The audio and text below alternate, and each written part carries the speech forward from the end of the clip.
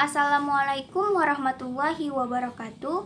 Yang terhormat Ibu Dr. Nina Permatasari, SPSI MPD, selaku dosen pengampu mata kuliah Profesi Kependidikan, dan teman-teman sekalian. Sebelumnya, perkenalkan kami anggota dari kelompok 2 dengan saya sendiri Aisyah, Anis Padil Faisal Rahmatillah, Anissa Lutfiana, Elmara Pride Mulyawan, Erna, Lydia Nilam Cahaya, Muhammad Iqbal Trinajah, Muhammad Rijaldi, Muhammad Jainal Abidin, dan Wulandari. Kami akan mempresentasikan materi kami yang berjudul Konsep Profesi Pendidikan dengan pembahasan antara lain organisasi guru, layanan bimbingan dan konseling, prinsip-prinsip guru profesional, dan ciri-ciri guru profesional. Pada penjelasan pertama yang akan saya sampaikan yaitu organisasi guru dan peranan organisasi guru. Organisasi profesi guru atau kependidikan merupakan wadah pemersatu berbagai potensi profesi kependidikan dalam menghadapi kompleksitas, tantangan dan harapan masyarakat pengguna jasa kependidikan. Secara sederhana, organisasi dapat diartikan sebagai suatu perserikatan orang-orang yang masing-masing diberi peranan tertentu dan melaksanakan kegiatan sesuai dengan peranan tersebut. Tidak hanya itu, tapi juga semua aspek yang mempengaruhi eksistensi, perkembangan, dan efektivitas organisasi tersebut. Materi selanjutnya akan dijelaskan oleh Saudari Lydia Nilam Cahaya. Baik, saya Lydia Nilam Cahaya akan meneruskan penjelasan dari Aisyah mengenai peranan organisasi guru. Secara sederhana, organisasi dapat diartikan sebagai suatu perserikatan orang-orang yang masing-masing diberi peranan tertentu dan melaksanakan kegiatan sesuai dengan peranan tersebut bersama-sama secara terpadu untuk mencapai tujuan bersama. Tidak hanya itu, tetapi juga semua aspek yang mempengaruhi eksistensi, perkembangan, dan efektivitas organisasi tersebut. Tujuan yang akan dicapai, tapi juga semua aspek yang mempengaruhi eksistensi, perkembangan, dan efektivitas organisasi tersebut antara lain rincian dan susunan tugas, barang dan mesin, teknologi, informasi, dan sumber-sumber lain yang digunakan serta saling berpengaruh dan keterpaduannya dalam suatu sistem. Organisasi adalah kesatuan sosial yang dikoordinasikan secara sadar dengan sebuah batasan yang relatif dapat diidentifikasi untuk mencapai suatu tujuan bersama atau sekelompok tujuan. Baik, seterusnya akan dilanjutkan oleh Anissa Lutfiana. Selanjutnya yaitu Persatuan Guru Republik Indonesia atau biasa dikenal sebagai PGRI. Kehadiran suatu organisasi profesi tidak terlepas dari motif yang mendasarinya, yaitu motif dorongan yang menggerakkan para profesional untuk membentuk suatu organisasi keprofesian. Motif tersebut bervariasi, ada yang bersifat politik, sosial, ekonomi, kultural, dan falsafah tentang sistem nilai. Namun, pada umumnya, dilatar belakangi oleh dua motif, yaitu intrinsik dan ekstrinsik. Secara intrinsik, para profesional terdorong oleh suatu keinginan untuk mendapatkan kehidupan yang layak sesuai dengan profesi yang diembannya. Sedangkan secara ekstrinsik, mereka terdorong oleh suatu tuntunan masyarakat pengguna jasa profesi. PGRI bukanlah suatu organisasi satu-satunya yang diakui oleh pemerintah sampai saat banyak organisasi yang sekarang diakui oleh pemerintah. Salah satunya adalah Forum Ilmiah Guru. Organisasi ini bersifat multirastik yang anggotanya terdiri dari para guru bantu, guru desa, kepala sekolah, dan pemilik sekolah dengan latar belakang yang berbeda-beda. Mereka pada umumnya bertugas di sekolah, desa, dan sekolah rakyat angka 2. bertujuan untuk mewujudkan cita-cita proklamasi Republik Indonesia, Persatuan Negara dan mempertahankan, mengamankan, serta praktik Pancasila dan Undang-Undang Dasar 1945. PGRI berperan aktif dalam mencapai tujuan nasional, yaitu membentuk intelektual dan manusia se-Indonesia seutuhnya, yang juga berperan serta mengembangkan sistem dan pelaksanaan pendidikan nasional. Itu yang bisa saya sampaikan. Terima kasih. Baik, saya Erna akan menjelaskan tentang organisasi guru menurut ruang lingkup pendidikan.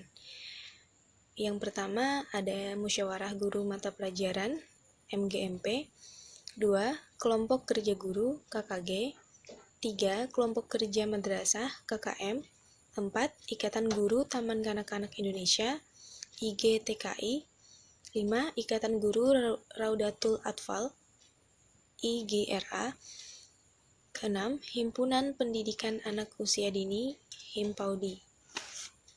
Yang pertama, MGMP merupakan suatu wadah profesional guru mata pelajaran yang berada pada suatu wilayah, kabupaten, atau kota, atau kecamatan, atau sanggar, atau gugus sekolah.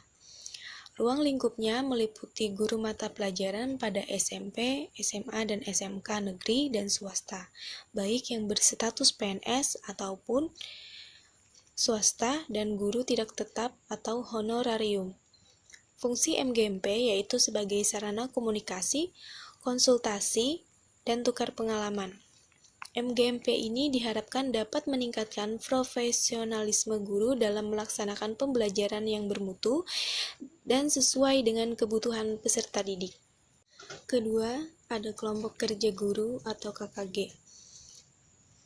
KKG adalah forum komunikasi kerja guru, dari guru, oleh guru, dan untuk guru.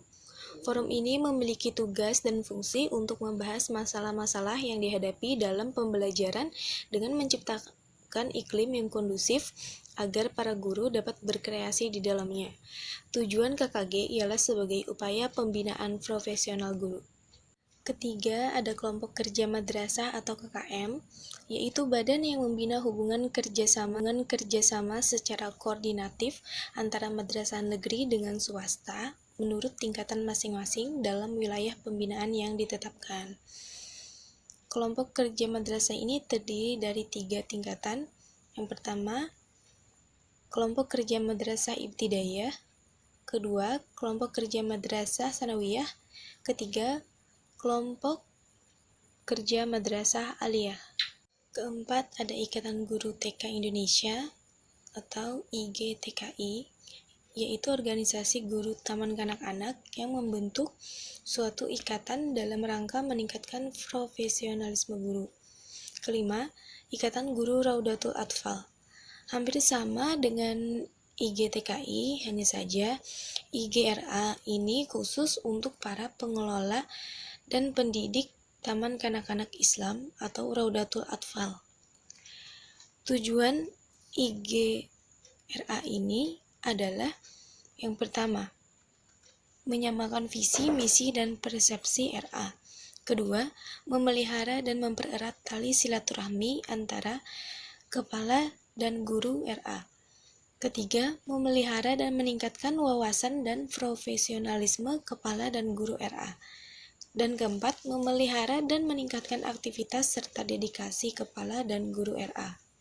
Dan yang terakhir ada Himpunan Pendidikan Anak Usia Dini atau Himpaudi, yaitu organisasi profesi yang bersifat independen yang menghimpun pendidik dan tenaga kependidikan anak usia dini Indonesia agar bersama-sama dapat berusaha secara berdaya guna dan berhasil guna, serta menghimpun aspirasi dan meningkatkan profesionalisme pendidik dan tenaga kependidikan anak usia dini. Sekian dari saya. Terima kasih. Terima kasih kepada Saudari Erna yang telah menyampaikan materinya. Baik, di sini saya akan melanjutkan materi presentasi ini tentang layanan bimbingan dan konseling. Apa sih sebenarnya bimbingan konseling ini?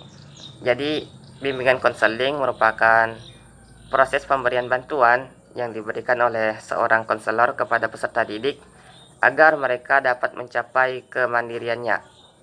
Proses ini dilakukan atau merupakan hubungan timbal balik melalui pertemuan tatap muka.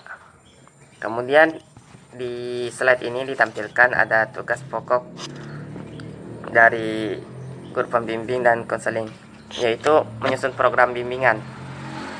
Jadi mereka akan menyusun program-program dalam rangka membimbing peserta didik. Nah, setelah disusun, kemudian selanjutnya ada melaksanakan program bimbingannya. Nah, kemudian mengevaluasi program bimbingan serta tindak lanjut dalam proses bimbingan. Mereka ini bertanggung jawab untuk merencanakan, melaksanakan, mengevaluasi, memberikan hasil analisis terhadap hasil evaluasi dalam bentuk tindakan untuk meningkatkan efektivitas dan efisiensinya. Kemudian ada yang namanya fungsi dari guru pembimbing, yaitu ada pemahaman. Nah, jadi guru pembimbing membantu peserta didiknya dalam memahami dirinya sendiri dan lingkungannya. Jadi peserta didik dibantu dalam memahami dirinya, baik minat, bakat, dan lainnya, serta memahami lingkungannya. Kemudian ada pencegahan, yaitu membantu peserta didik dalam mencegah atau menghindari diri dari permasalahan yang dapat menghambat perkembangan peserta didik. Jadi peserta didik di sini dibantu oleh guru pembimbing agar dapat menghindari hal-hal yang dapat mengganggu dan menghambat perkembangan diri dari si peserta didik. Kemudian ada fungsi berikutnya, yaitu pengentasan, yaitu guru pembimbing membantu peserta didik dalam mengatasi masalah yang dihadapinya. Nah, selanjutnya ada pemeliharaan dan pengembangan, yaitu guru pembimbing membantu menumbuh kembangkan berbagai potensi yang ada dari peserta didik. Jadi potensi yang ada di peserta didik dibantu dikembangkan oleh guru pembimbing. Nah, selanjutnya ada advokasi, yaitu guru pembimbing membantu peserta didik dalam memperoleh pembelaan atas hak dan kesempatan yang sama dalam mendapatkan perhatian. Kemudian ada yang namanya layanan tugas pokok dan fungsi guru pembimbing. Di sini ada 6, yaitu yang pertama ada pelayanan pengembangan kehidupan pribadi. Di sini guru pembimbing akan memberikan pelayanan dalam membantu peserta didik dalam memahami potensi atau minat dan bakat sesuai dengan kepribadian si peserta didik. Jadi peserta didik di sini akan dibantu oleh guru pembimbing dalam memahami dirinya dan membantu mengembangkan potensi atau bakat yang ada pada peserta didik sesuai dengan karakteristik dari si peserta didik tersebut. Kemudian yang kedua ada pelaksanaan pengembangan sosial, yaitu pengembangan membantu peserta didik dalam memahami dan menilai kemampuan dalam berhubungan sosial. Nah, jadi peserta didik dibantu dalam memahami kehidupan sosialnya. Jadi agar peserta didik ini dapat beradaptasi dengan baik dalam lingkungannya, baik dengan teman sebayanya, dengan lingkungan keluarga, maupun di lingkungan masyarakat yang lebih luas. Kemudian yang ketiga ada pelayanan pengembangan kemampuan belajar. Di sini guru pembimbing membantu peserta didik dalam mengembangkan kemampuan belajar dalam rangka mengikuti proses pendidikan di sekolah. Jadi peserta didik dapat dibantu oleh guru pembimbing dalam mengembangkan kemampuan belajarnya agar peserta didik dapat mengikuti pembelajaran dan pendidikan di sekolah dengan baik. Kemudian yang keempat ada pelayanan pengembangan karir, yaitu peserta didik dibantu dalam memahami dan menilai informasi didik dalam mendapatkan informasi-informasi yang berkaitan dengan karir yang akan dijalani oleh peserta didik. Kemudian yang kelima ada pelayanan pengembangan kehidupan berkeluarga, yaitu dalam menilai dan memilih pasangan hidup untuk membina rumah tangga yang rukun. Yang terakhir ada pelayanan pengembangan kehidupan keberagamaan. Jadi peserta didik di sini akan dibantu dalam atau diberikan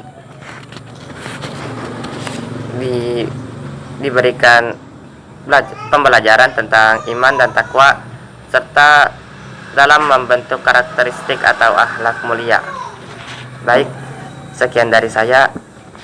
Materi selanjutnya akan dilanjutkan oleh Saudari Elma Rafride Mulyawan. Ya, selanjutnya saya akan menjelaskan tentang prinsip guru profesional. Yang pertama, memiliki bakat, minat, dan panggilan jiwa dan idealisme. Profesi guru adalah sebuah pilihan, bukan pelarian. Hal ini harus menjadi prinsip utama ketika orang bercita-cita ingin menjadi seseorang guru profesional. Profesi guru harus menjadikan passion atau panggilan jiwa yang benar-benar melekat pada diri sang guru.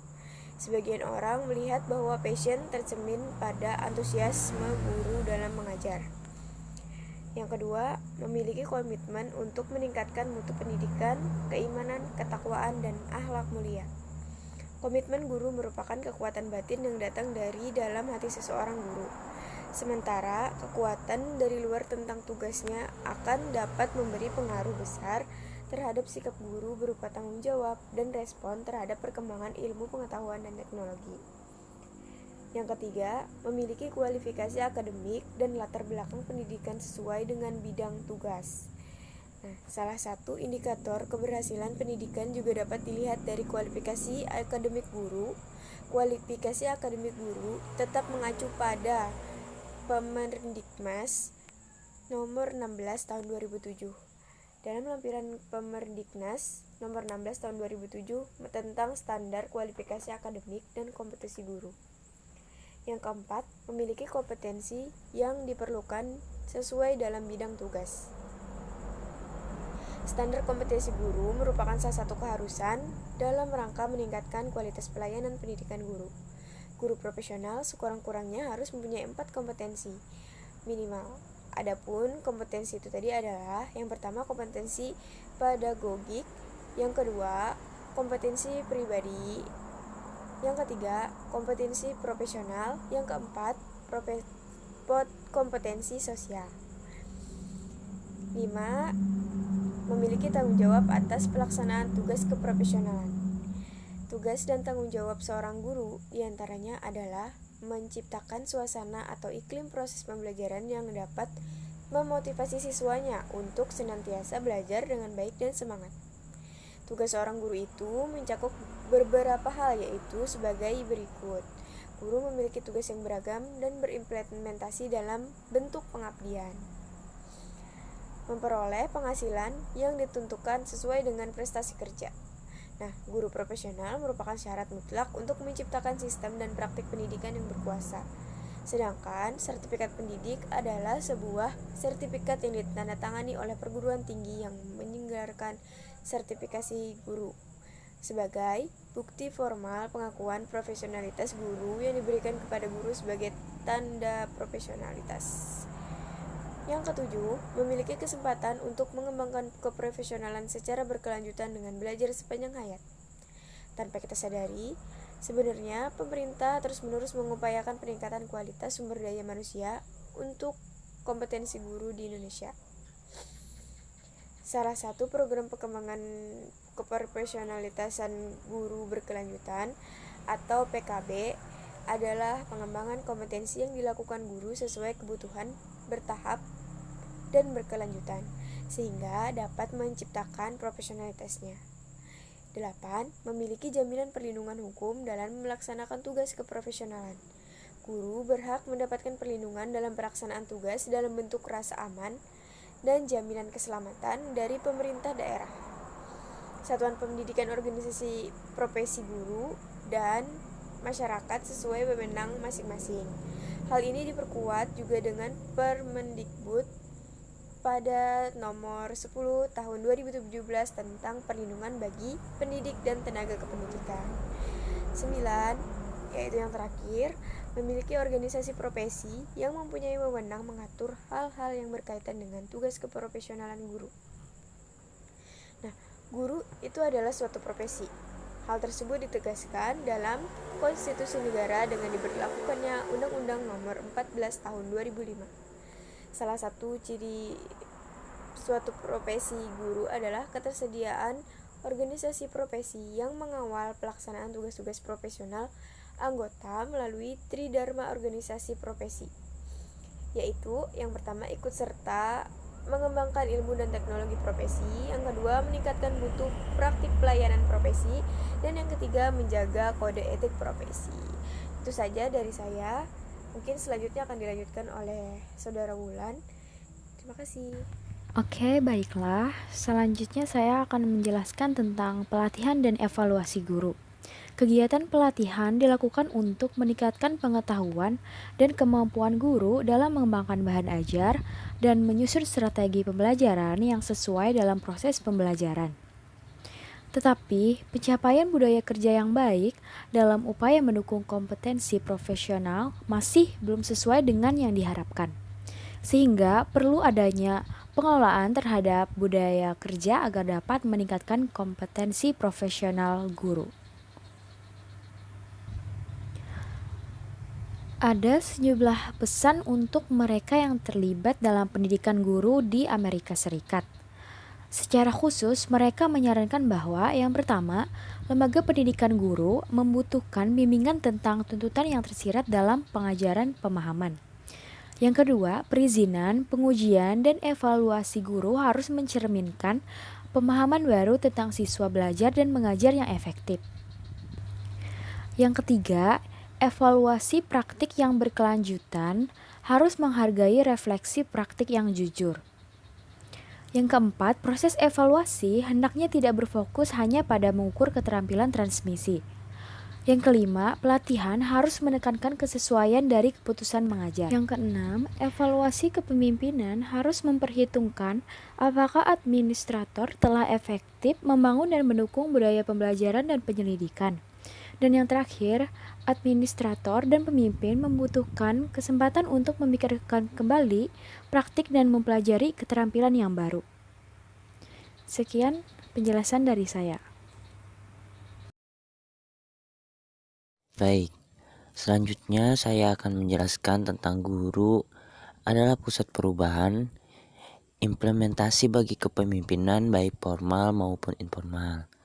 Semua sistem pengembangan profesional haruslah fleksibel dan mampu menanggapi perubahan kebutuhan guru dan profesional. Contohnya, struktur yang efektif di suatu sekolah mungkin tidak dapat dialihkan ke konteks yang berbeda. Yang kedua, sistem mungkin bekerja dengan baik untuk satu periode. Yang kedua, sistem mungkin bekerja dengan baik untuk suatu periode, tetapi kemudian perlu direvisi karena konteksnya telah berubah. Yang ketiga, jaringan dapat dikelola melalui ad hoc sistematik, bergerak maju menuju bersama tujuan dengan fleksibel dalam strategi. Yang keempat, mendukung komunitas belajar. Guru mungkin melibatkan struktur yang memungkinkan dan pengaturan untuk berkembang daripada mengandalkan rencana dan janji permanen. Yang terakhir, web yang menyediakan banyak kesempatan untuk perdebatan dan juga untuk kebutuhan refleksi kritis menjadi inti dari kebijakan apapun untuk perubahan.